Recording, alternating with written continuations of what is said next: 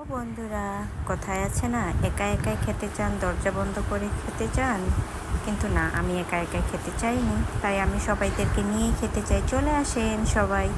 ইলিশ আর বেগুন ভর্তা, গরম গরম ভাত, ওয়াও, দেখেই তো জিভে চলে আসছে।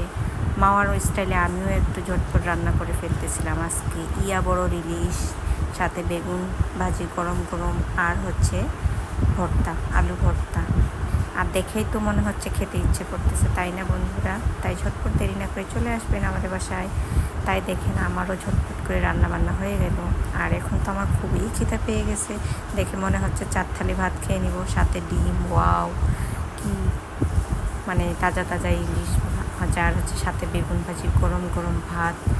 আর মাঝখান থেকে তো আমার জিভে জল চলে আসছে। এর মাঝখান থেকে দেখতেই পাচ্ছেন আমার মেয়ে, তারও তো খুব পছন্দ। সে ফাঁক দিয়ে কীভাবে রান্নাঘরের দিকে তাকায় আছে, কখন হবে আর কখন খাবে।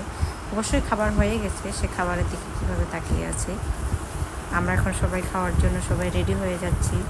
আর ধৈর্য কুলাচ্ছে না মা মেয়ের দুজনেরই, তাই আর দেরি না করে আমরা এখন প্লেট নিয়ে বসে পড়ব।